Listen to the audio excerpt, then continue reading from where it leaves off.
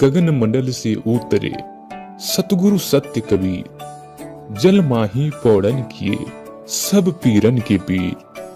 कबीर परमात्मा ज्येष्ठ मास की शुक्ल पूर्णमासी विक्रमी संवत 1455 सन 1398 में दिन सोमवार ब्रह्म मुहूर्त के समय काशी के लहरतारा तालाब में एक विकसित कमल के फूल पर सतलोक से आकर शिशु रूप में प्रकट हुए।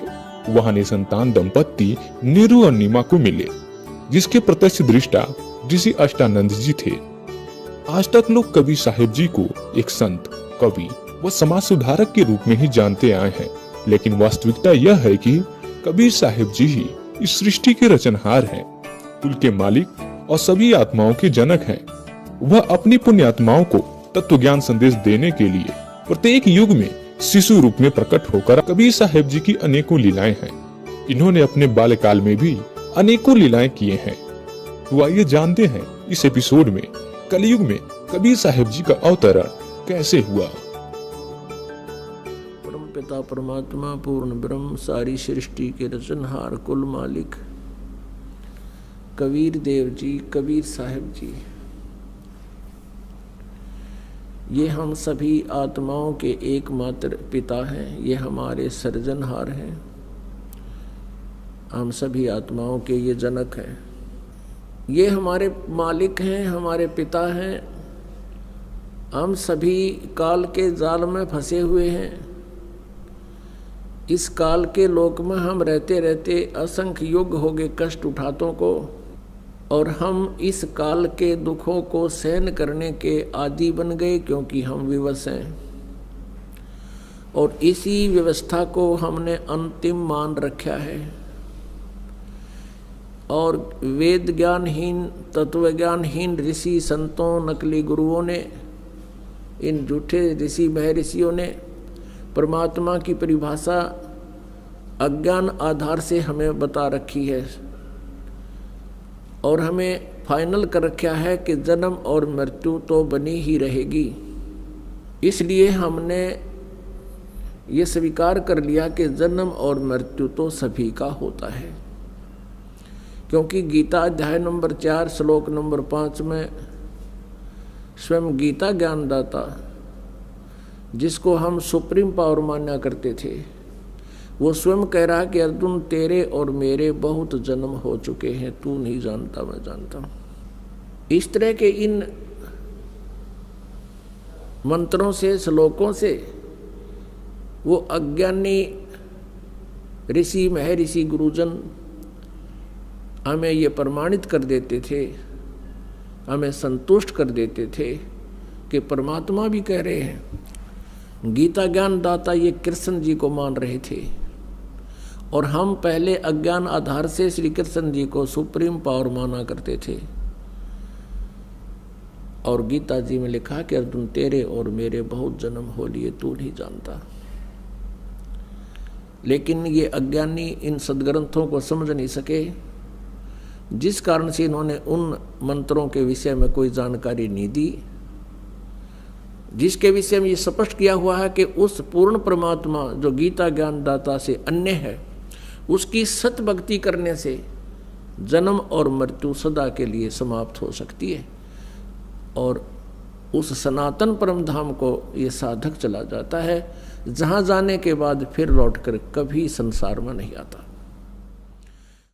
वो अपने ही सदग्रंथों में विद्यमान है। श्रीमद् भगवत गीता अध्याय नंबर 15 के श्लोक नंबर 1 से 4 में स्पष्ट किया है कि तत्वदर्शी संत वो होगा जो उल्टे लटके हुए संसार रूपी वृक्ष के सभी पार्ट्स को बता देगा, उसके सभी विभागों को जानता है, जड़ से लेकर टहनियों तक।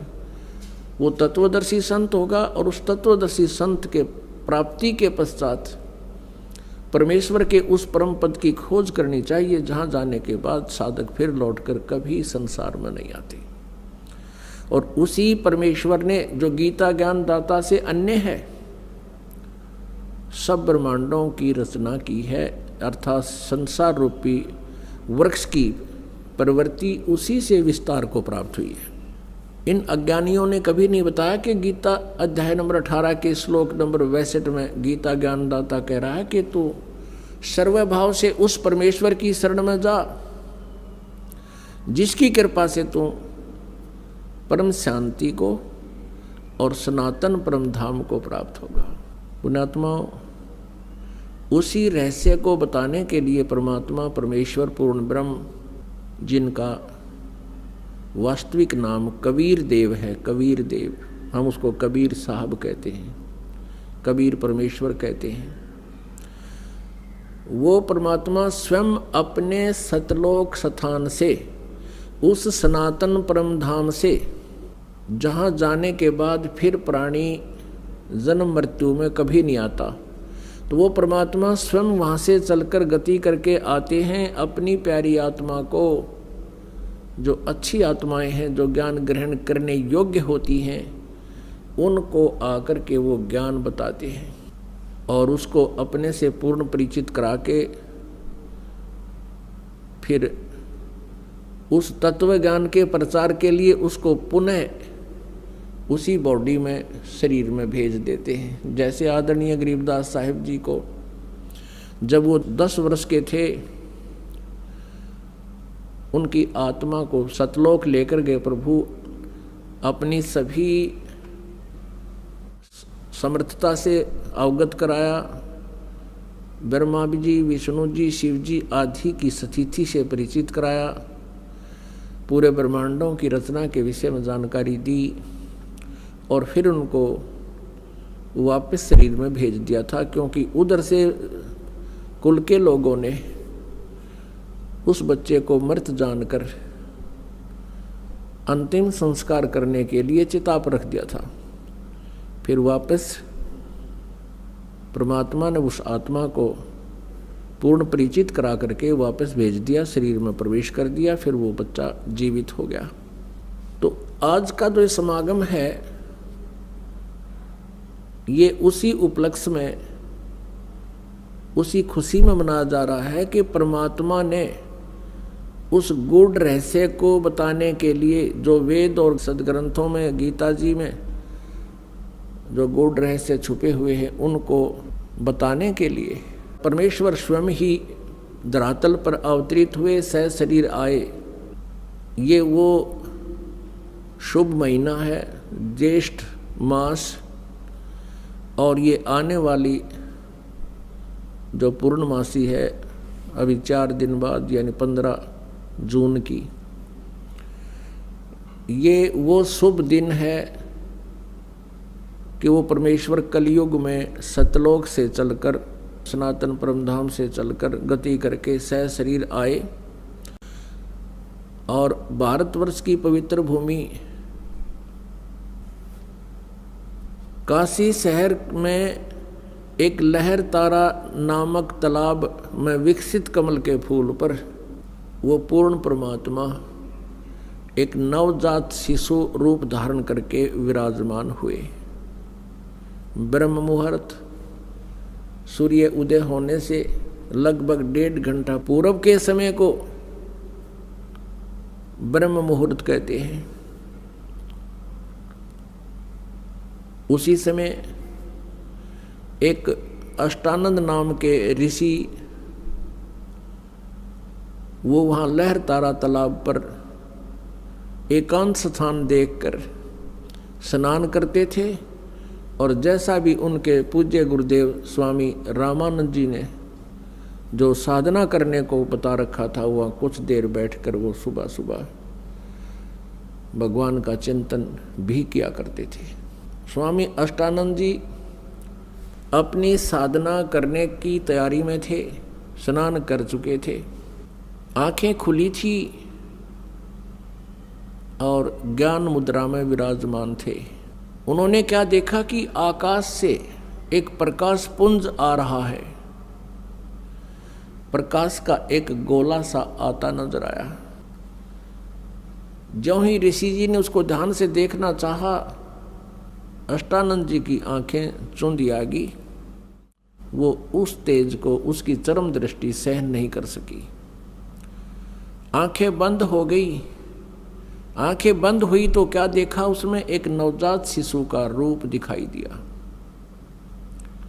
जैसे हम सूर्य की तरफ देखते हैं, हमारी ये चरम दृष्टि आंखें नहीं देख पाती, हम आंखें बंद कर लेते हैं या दूसरी साइड में कर लेते हैं, नीचे को कर लेते हैं, तो उसमें सूर्य दिखाई नहीं देता, सूर्य का आकार दिखाई देता, सूर्य का प्रकाश दिखाई नहीं देता, केवल सूर्य का आकार दिखाई देता है, एक गोला सा नजर आता है। इसी प्रकार अष्टानंद जी परमेश्वर के उस तेज पुंज को नहीं देख सके। पहले तो उसने देखा कि प्रकाश का कोई गोला सा आ रहा है, फिर आंखें बंद की, फिर दूसरी साइड किया, फिर इधर किया, क्या देखा कि वो नवजात शिशु का वो प्रकाश रहित रूप दिखाई दे रहा है, जैसे सूर्य को देखने के उपरांत उसका प्रकाश रहित आकार दिखाई देता है।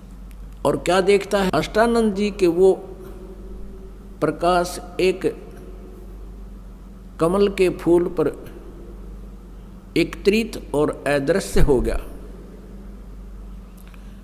अंधेरा सा था, वो देख नहीं सका, लेकिन इतना तेज प्रकाश अपने आप गति करके आ रहा था, इससे वो अचंभित बहुत हुआ। और इस रहस्य का भेद जानने के लिए वो तुरंत उठकर अपने पूज्य गुरुदेव महर्षि रामानंद जी पंडित जी के पास पहुंच गया और अपने साथ बीती पूरी घटना का विवरण कह सुनाया और पूछा, गुरुदेव ये मेरी कोई भक्ति की उपलब्धि है या कोई मेरा भ्रम है? ये कोई स्वप्न भी नहीं कह सकते, क्योंकि मैं जागृत और खुली आंखों देख रहा था। स्वामी रामानंद जी को जितना भी अध्यात्म ज्ञान था, उसके आधार से अपने शिष्य अष्टानंद जी की संतुष्टि करने के लिए उन्होंने कहा कि अष्टानंद, आकाश से जब ऐसे प्रकाश पुंज आते हैं तो वो कोई देव आत्मा होती हैं और स्वर्ग लोक से आते हैं, यहाँ किसी माँ के गर्भ में वो प्रवेश करेंगे और फिर जन्म लेंगे और अपना जिस उद्देश्य से वो आते हैं उस कार्य को वो फिर पूरा करेंगे। ऐसे लक्षण महापुरुषों के अवतरित होने के होते हैं। अब जैसा भी उस ऋषि को ज्ञान था, अपने शिष्य को संतुष्ट कर दिया और कहा कि अष्टानंद, तेरी कोई भक्ति की उपलब्धि नहीं है। उधर से क्या हुआ कि एक गौरी शंकर और सरस्वती नाम के पति पत्नी ब्राह्मण थे। भगवान शिव जी के बहुत उपासक थे, कट्टर समर्थक थे, इष्ट रूप में उन्हीं को मानते थे, अन्य किसी देव को वो पूज्य नहीं मानते थे। और निस्वार्थ वो भगवान शिव की कथा सुनाया करते थे, महिमा सुनाया करते थे। जो भी पैसा उनके पास आ जाता था कथा करते समय, तो अधिकतर वो धर्म में लगाया करते थे। उनका कोई संतान नहीं थी, विवाह को लगभग 20-25 वर्ष हो गए थे, उनके कोई संतान नहीं थी और संतान की चाह उनके हृदय में बहुत घनी थी। रह रहकर भगवान शिव जी से प्रतिदिन प्रार्थना किया करते थे। कुछ दिनों के बाद क्या हुआ कि जो काशी के अन्य ब्राह्मण थे, जो जनता से पैसे लेकर के उनको गुमराह करके पैसे ऐंठा करते थे, उनको लगा कि जो गौरी शंकर है ये निःशुल्क और निस्वार्थ भाव से जनता को कथाएं सुनाता है और काशी के लोगों की अधिक आस्था इस गौरी शंकर में होती जा रही है। इस कारण से वो ईर्षा किया करते थे, लोगों को कहा करते थे कि ये गलत है, ये झूठी कथाएं सुनाता है, उसमें बहुत से दोष निकालते थे। दूसरी तरफ मुसलमान बहुसंख्या में बनारस में थे, वो भी इस बात से परिचित थे कि काशी के अन्य पंडित गौरी शंकर से ईर्षा रखते हैं वो इनके साथ नहीं है। और हिंदू धर्म का अत्यधिक प्रचार बनारस में ये गौरी शंकर कर रहा है। ये शिवजी का पुजारी है। तो उन्होंने ऐसा अवसर देखा कि अब न तो हिंदू गुरु इसके साथ हैं, उन्होंने अपना जल उस गौरी शंकर के परिवार के पूरे घर में छिड़क दिया। मुसलमानों ने जूठा जल करके सारा छिड़क दिया और जबरदस्ती गौरी शंकर और उसकी पत्नी को पिला दिया। इस दृश्य को वो ईर्ष्या करने वाले अन्य ब्राह्मण देख रहे थे, उनको पता चला। उसी दिन से उन्होंने गौरी शंकर और सरस्वती जी को अपनी बरादरी से निकाल दिया और कह दिया कि ये मुसलमान बन गए हैं, इन्होंने झूठा पानी पी लिया है, जबकि उनको बाई फोर्स पिलाया गया था। अब ऐसी स्थिति में गौरी शंकर ने मुसलमान धर्म को स्वीकार कर लिया, क्योंकि हिंदुओं ने उनका बहुत विरोध कर दिया और गंगा में स्नान करना भी बंद करवा दिया कि अब ये मुसलमान हो गया, ब्राह्मण नहीं रहा, हिंदू नहीं रहा। अब गौरी शंकर का नाम बदलकर नीरू रख दिया मुसलमानों ने, और सरस्वती का नाम नियामत रख दिया,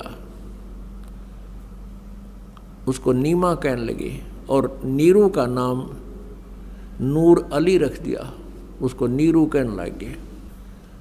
लहर तारा नामक तालाब की स्थापना कैसे हुई? वो एक बहुत बड़ा गड्ढा था, लगभग सैकड़ों एकड़ में झील थी और गंगा का पानी लहरों के द्वारा ओवरटेक होकर, ओवरफ्लो होकर,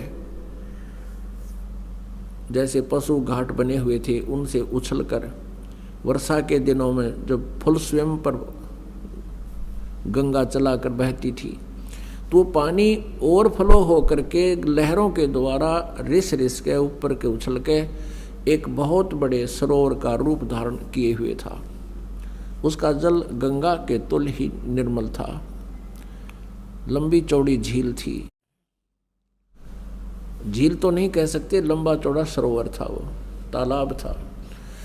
और अष्टानंद जी भी वहाँ एकांत स्थान पा करके स्नान किया करते थे उसी स्वच्छ जल में। उधर से नीरू नीमा पहले ब्राह्मण थे, प्रतिदिन गंगा पर स्नान करने जाते थे। गंगा में स्नान करना ब्राह्मणों ने उनको प्रतिबंध लगा दिया, मना कर दिया। तो वो भी उसी लहर तारा नामक तालाब पर स्नान करने के लिए प्रतिदिन जाया करते थे। उस दिन भी जिस दिन परमात्मा उनको मिले, वो प्रतिदिन की तरह सुबह उठकर, ये गर्मियों का मौसम, सुबह वक्त से उठकर चल पड़ते थे। जहाँ वो रहते थे उनकी जुलाहा कॉलोनी से लगभग 4-5 किलोमीटर की दूरी पर वो लहर तारा तालाब था। प्रतिदिन वो सैर भी हो जाती थी, स्नान दोनों पति पत्नी वहाँ करके आते थे। वो भले ही मुसलमान बन गए थे, लेकिन भगवान शिव को नहीं भुला पाए थे। अंदर से वो फिर भी पुकार उसी अपने इष्ट को ही सुनाते थे। उस दिन नीमा रोती हुई कह रही है, हे भगवान शिव जी, आप परम शक्ति हैं, आप देवों के देव हैं, महादेव हैं। मुझ दासी को भी एक खिलौना दे देते, आपके दरबार में भरे भंडार हैं। मुझे भी एक पुत्र दे देते, मेरा भी संसार में हिस्सा हो जाता, और दुनिया मेरे ऊपर कटाक्ष कर रही है, ना जाने क्या क्या कहकर हमें चिढ़ा रही है। ये परमात्मा, आपकी दासी का जीवन सफल हो जाता। उधर से न्यू कहकर वो बहुत जोर जोर से रोने लगी, बहुत हिचकी बंद गई। उधर से नीरू कहता है, नीमा, यदि हमारे भाग्य में होता तो भगवान शिव अवश्य दे देते। आयु हमारी 60 के आसपास पहुंच चुकी है, वृद्धावस्था ने दस्तक दे दिए हैं, और हम अभी भी उसकी तरफ चाह कर रहे हैं। आप ऐसे रोती रहोगी, आपकी आंखें खराब हो जाएंगी। बुढ़ापे में कोई उंगली पकड़ने वाला सहारा हमारा है नहीं, पुत्र भाग्य में है नहीं, तेरी आंखें और नष्ट हो जाएंगी, तू अंधी हो जाएगी। सब्र कर, भगवान ने जो किया वो ठीक किया है। ऐसे सांत्वना देते हुए और नीमा हिचकी बंधी हुई रोती हुई, आंसू पोंछती हुई वह पहुंच जाती है लहर तारा नामक तालाब पर, जहां वो प्रतिदिन स्नान किया करते थे। पहले नीमा ने स्नान किया, थोड़ा अंधेरा रहते, नीरू बाहर बैठा था किनारे पर, ऊपर पाल पर।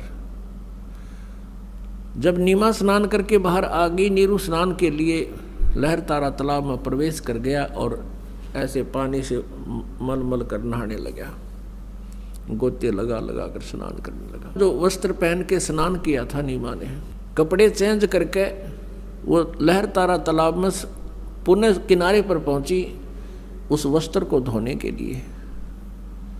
उसी समय रोशनी हो गई थी, सुबह का उजियाला शीघ्र हो जाता है। थोड़ा सा अंधेरा छटा था, सामने एक कमल के फूल के ऊपर कोई वस्तु हिलती नजर आई नीमा को। नीरू तो नहाने में व्यस्त था, मस्त था। अब नीमा को पहले तो जब देखा कि लगता है कोई सर्प फन उठा रहा है, क्योंकि परमेश्वर ने, कबीर देव जी ने एक पैर का अंगूठा मुख में दे रखा था और एक को हिला रहे थे, जैसे बच्चा लीला करता है। अब नीमा ने ध्यान से देखा तो उस पर क्या देखा कि वो तो बालक है, वो नवजात शिशु है। अब वो जोर से चिल्लाई, अपने पति से कहा कि देखियो जी, कमल के फूल पर बालक है, कमल के फूल पर बालक है। अब नीरू ने सोचा या तो कति मेंटल होगी या पागल हो चुकी है लगता है इसके। अब इसको जल के अंदर भी बच्चे दिखाई देने लगे। हे भगवान, हे अल्लाह, इसको सद्बुद्धि दो दाता। वो फिर चिल्लाई, वो कहने लगा तू चुप रह नीमा, मानती नहीं मेरी बात। यहाँ जल में कहाँ से बालक आए थे। उसने फिर जोर से कहा कि देखना देखना वो डूबेगा बच्चा। अब जिधर वो हाथ कर रही थी, संकेत कर रही थी, उसी तरफ नीरू ने भी दृष्टि डाली तो देखा सचमुच एक बालक कमल के फूल पर। अब उसने आव देखा ना ताव देखा, एकदम आगे बढ़ा, क्योंकि गहरे जल में गया और उठाकर उस बालक को कमल के फूल समेत तोड़ के ले आया, उठा लाया, अपनी पत्नी को थमा दिया। अब वो उधर से नीमा ने उस बालक को सीने से लगाया। पुण्यात्माओं, जिस परमात्मा की खोज करते करते हमने युग बीत गए और जिस परमेश्वर के गुणों को सुनकर हम गदगद हो जाते हैं और हमारे रोंगटे खड़े हो जाते हैं, उस परमेश्वर को उस प्यारी आत्मा ने पुत्रवत प्यार किया, सीने से लगा, मुंह चूम्या उस बालक रूप परमात्मा का और माथे का लावे, कभी सीने से लगावे, सौ शुक्र मनावे अपने शंकर भगवान की। अब जो सुख उस माई ने होया होगा उस भगवान के टच करने से, स्पर्श करने से, उसका अंदाजा नहीं लगाया जा सकता। हम उनके नाम से इतने गदगद हो जाते हैं, उस मालिक का गुणगान सुनकर ही हमारे रोंगटे खड़े हो जाते हैं। उस माई ने जिस परमात्मा की चाह है, सर्व सृष्टि रचनहार है, और उस मालिक को सीने से लगाया, उसको कितनी खुशी और कितना उसके शरीर के अंदर रोमांच हुआ होगा। उस सुख को वो माई ही वर्णन कर सकती है। उधर से नीरू ने सोचा कि पहले तो हम हिंदू थे, मुसलमान बना दिए, हिंदुओं से संपर्क रहा नहीं, मुसलमानों से अभी हमारी इतनी जानकारी नहीं, हमारे साथ कोई साथी नहीं है। और यदि हम इस बालक को लेकर जाएंगे और जनता को बताएंगे कि कमल के फूल पर हमें मिला, कोई विश्वास नहीं करेगा। उल्टा कहेंगे कि तुम किसी का बालक चुरा लाए हो, हमारी पिटाई भी कर लेंगे और मार मार कर हमारा हुलिया बिगाड़ेंगे और पूछेंगे बताओ किस बहन का तुम ये बालक उठा कर लाए हो, और हमसे बालक भी छीन लेंगे और नगर निकाला भी दे देंगे। ये सारा जुगाड़ सोच कर, सारे विचार लगा करके नीरू ने अपनी पत्नी से कहा, नीमा इस बालक को यहीं छोड़ दे, और उसको सारी स्थिति से परिचित करा दिया कि हमारे साथ ऐसा ऐसा हो सकता है। तो नीमा ने कहा, जी इस बालक ने ना जाने क्या जादू कर दिया मेरे ऊपर, मैं इसको त्याग नहीं सकती, मेरे बस की बात नहीं। इसने जो मेरे अंदर अट्रैक्शन पैदा कर दी, ये मेरे बस की बात नहीं, मैं मर सकती हूँ। जैसे सर्प से कोई मणि छीन ले, वो फन पटक पटक कर मर जाता है। अब इसके बिछुड़ जाने से मेरी वही स्थिति हो जाएगी, मैं नहीं त्याग सकती। नीरू ने बहुत कुछ समझाया और प्यार दिया। वो कभी अपनी पत्नी को गुस्से से नहीं बोला था, क्योंकि वो समझता था कि ये पहले बहुत दुखी है, संसार के व्यंग सुन सुनकर ये दुखी है, ये निसंतान है, ये बांझ है, पता नहीं संसार कितने प्रकार से पीड़ित करता है। वो उसको बहुत प्यार देता था। वो एक पति का प्यार भी देता था और एक पिता का भी। तो उसने उस दिन कहा कि नीमा तू बहुत जिद्दी हो गई है, मेरा नाजायज फायदा उठा रही है, मैं तेरे को आज तक कभी गुस्से से भी नहीं बोला, तो इतनी जिद्दी हो गई है कि आगा पीछा नहीं देख रही है, और ये पिछला हमारा क्या हाल हो गया है, आगे और ना जाने क्या होगा। नीमा नहीं मानी। तो उस दिन पहली बार अपनी पत्नी की तरफ उसने थप्पड़ मारने के लिए हाथ उठाया, रोते हुए, आंखों में आंसू है। तब नवजात शिशु बोलते हैं परमात्मा कि नीरू तुम्हारे लिए मैं आया हूं, मुझे घर ले चलो, तुम्हें कोई कुछ नहीं कहेगा। अब नीरू का हाथ वहीं का वहीं रुक गया और सोचा ये कोई फरिश्ता है, ये कोई सिद्ध पुरुष है, नहीं तो कमल के फूल के ऊपर बच्चा कैसे स्थिर हो सकता है। उसको फिर सारी बात याद आ गई कि ये कोई सिद्ध पुरुष है, सिद्धि वाला हंस है, भले ये बालक रूप में है लेकिन सिद्धि तो उसी तरह काम करती है, वचन से काम करती है। अब नीरू चुप करके आगे आगे चल पड़ा, पीछे पीछे उसकी पत्नी परमात्मा का शुक्र मनाते हुए और उस ओरिजिनल गॉड को साथ लिए हुए चल रही है, गोदी में लेकर चल रही है। उस कंप्लीट गॉड को, पूर्ण परमात्मा को गोदी में लिए हुए जा रही है।